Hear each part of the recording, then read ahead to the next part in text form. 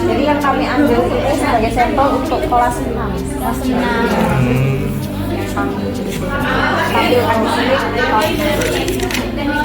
Checklist ya.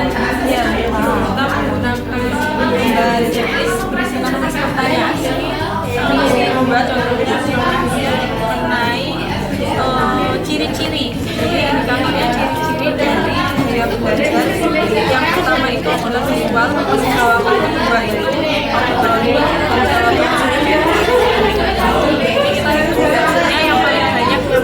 yang paling banyak jawaban berarti itu masuk kategori visual speech.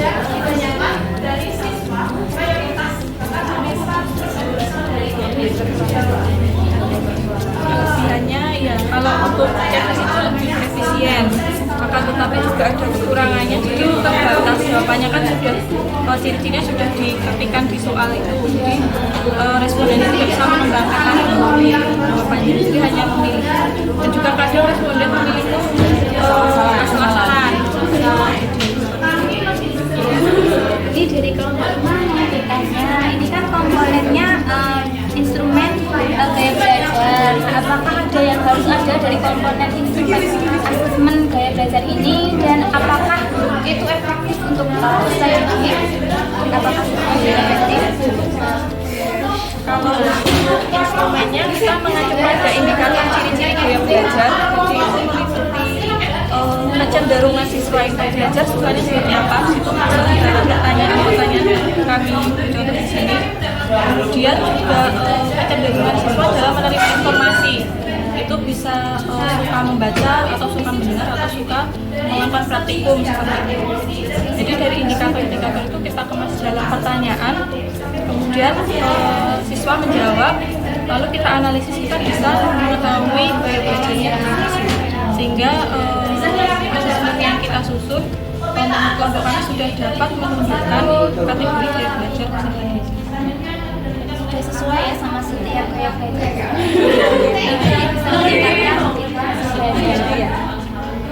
Terima kasih kelompok 3. Ya.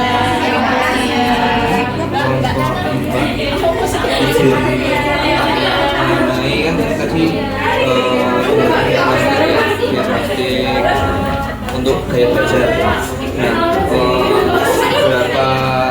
seberapa akurat untuk asesmen ini dilakukan.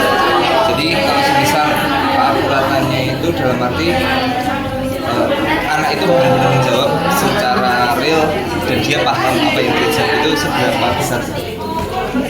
Jadi kan setelah ini diterapkan di kelas yang kita ambil kelas 6 ini, itu kan sudah menunjukkan hasil seperti ini ya. Sudah kita bagi, jadi 35% itu masuk ke kinestetik, 35% visual, dan 30% ke auditori. Setelah mendapatkan hasil ini, kita terapkan ternyata ada peningkatan. Jadi hasil belajar anak-anak itu lebih meningkat dari awal sebelum kita menerapkan ini, diagnostik ini, itu ada peningkatan dari hasil belajarnya. Kenapa? Karena kita sudah bisa menentukan, oh anak ini ternyata sukanya membaca atau anak ini sukanya mendengar. Jadi dengan kita memilah anak, oh yang ini membaca, ini mendengar, pasti juga akan meningkatkan hasil belajarnya. Ini dari kelompok 1 mau tanya, apakah pemetaan ini itu bisa dilaksanakan di semua kelas? Apakah hanya spesifik di kelas 6 saja atau kelas 10? Kalau enggak, ini semuanya. Oh, benar. Fase atas kelas fase C. Karena kenapa? Soalnya itu lumayan panjang bacaannya. Oh ya. Jadi nanti kalau fase rendah seperti fase panjang itu nanti kita sama indikatornya jadi tapi soalnya kita harus lebih sederhana seperti itu, mungkin dengan bantuan gambar atau tulisan yang lebih singkat seperti itu. Terima kasih. Selamat datang kelompok kami. Silakan kami mulai yang awal mengambil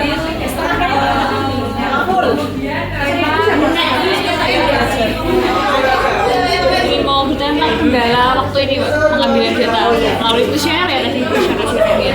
Nilai dari seperti apa?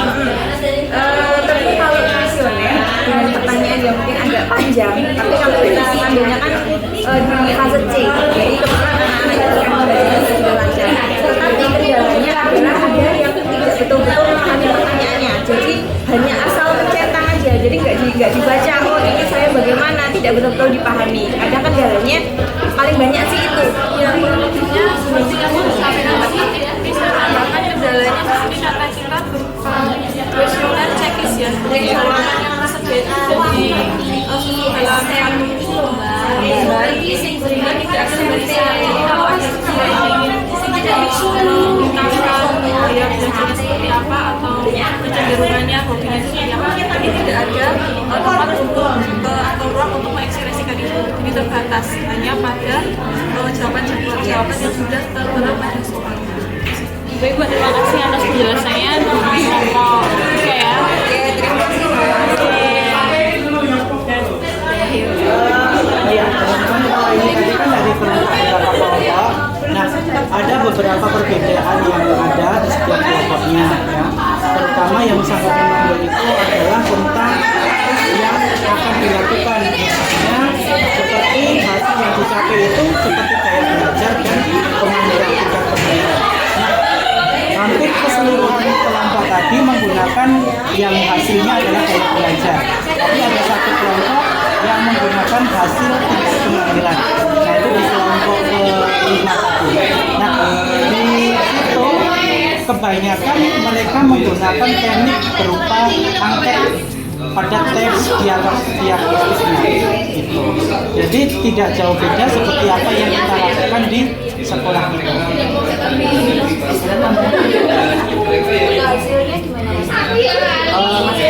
Kalau di setiap kelompoknya untuk hasilnya itu rata-rata kalau yang berdasarkan gaya belajar lebih ke anak yang auditori. Jadi auditorinya setiap kelompok itu rata-rata lebih tinggi semua.